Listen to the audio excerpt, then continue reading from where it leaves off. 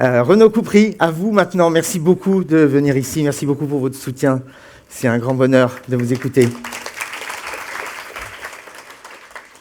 Écoutez, d'abord merci beaucoup à Universcience et à la Cité de la Santé de nous accueillir encore une fois avec cette générosité à la fois dans la préparation et puis dans les conditions d'accueil dans ce bel amphi et puis dans cet endroit à haute portée symbolique. Ce partenariat, effectivement, va au-delà d'un partenariat purement logistique, c'est un partenariat de valeur. C'est important de fêter ces 10 ans d'une initiative qui est sortie comme ça, d'un collectif issu de ce qu'on appelle les instances de la démocratie en santé. En gros, personne n'en entend parler, ça existe pourtant, ce sont des petits parlements qui sont placés aux côtés des agences régionales de santé, et ces petits parlements sont composés de représentants de toute la diversité des acteurs de la santé, aussi bien les professionnels, les diverses administrations, assurances, mutuelles, organismes de prévention, élus locaux, élus de la représentation nationale, mais aussi et surtout ce qu'on appelle les représentants des usagers dans notre jargon administratif, mais je veux dire les personnes concernées. Et ces instances-là font vivre un dialogue tout à fait singulier, sans équivalent dans les autres secteurs d'activité en France. Et c'est une vraie richesse. Et donc, il y a une dizaine d'années, un monsieur qui s'appelle Tim Gressen, entouré de quelques pionniers, a souhaité créer donc ce premier forum rétablissement. Et je voudrais saluer à cet égard cette idée de le qualifier de forum rétablissement. La santé en France est encore trop souvent vue comme quelque chose qui ne va pas. On va traiter de la maladie, on va traiter du handicap, alors qu'au niveau international et à l'ONU, on parle plutôt d'aspiration au bien-être. Voilà. Comment atteindre le bien-être, comment le préserver dans toute la diversité de nos états de vie. Et je pense que cette notion de rétablissement s'inscrit vraiment dans cette ambition de s'orienter vers le bien-être et vers un bien-être que nous construisons ensemble. Je voudrais saluer bien évidemment Pascal Gibon et Pascal Cacot qui ont piloté tout le travail de préparation de cette journée. Et saluer aussi le groupe régional de santé mentale présidé par le docteur Christophe Lamis.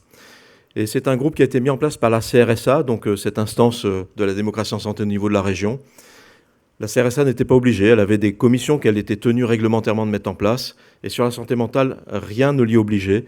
Et ça a été donc un acte très volontaire de mettre en place ce groupe-là, qui a coopéré dans la mise en place ensuite de ce forum rétablissement. Je voudrais vous dire qu'aujourd'hui, plus que jamais, cette notion, l'exercice de l'expression démocratique, et en particulier dans le monde de la santé, c'est très, très important. Je voudrais faire référence à un grand penseur, un grand intellectuel français de la première moitié du XXe siècle, qui s'appelle Pierre Teilhard de Chardin, qui était paléo-anthropologue, et puis aussi qui essayait de prendre du recul par rapport à ses travaux pour exprimer une pensée sur le sens de l'histoire et comment l'univers se développe. Et il avait formulé en fait une analyse autour de 3 grands mouvements dans l'histoire de l'univers, un mouvement de convergence, un mouvement de complexité et un mouvement de conscience. Mouvement de complexité, je pense qu'on est tous conscients qu'au fur et à mesure de l'histoire de l'univers, les choses sont devenues de plus en plus complexes, entre le petit noyau de tout début et puis aujourd'hui ce que l'univers représente. Quand on regarde le cerveau humain aussi, la complexité, elle est bien présente.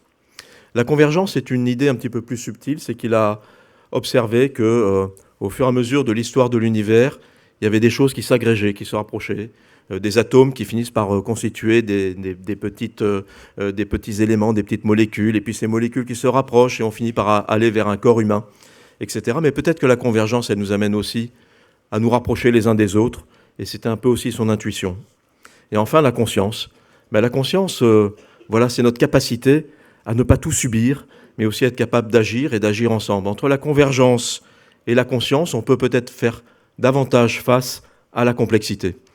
Aujourd'hui, moi, je suis très touché, vraiment profondément touché par l'organisation et le programme de ce forum qui laisse d'abord une place à l'expression des personnes concernées. Voilà. C'est pour moi mon engagement tient pour beaucoup à cette importance d'être à l'écoute des besoins, des aspirations, de l'expérience de ceux qui traversent, ponctuellement ou durablement, une épreuve de santé. Nous sommes tous unis au sein d'une République comme la nôtre par cette aspiration à l'égalité, à la fraternité, et les personnes concernées, à cet égard, s'assiedent autour de la même table. Nous sommes tous assis au même niveau, et nous avons à partager tous nos expériences pour essayer de construire quelque chose de bien. Je vous souhaite pour le forum d'aujourd'hui un beau forum, un bel anniversaire, et merci à vous tous de votre présence. Merci Renaud, merci beaucoup Renaud.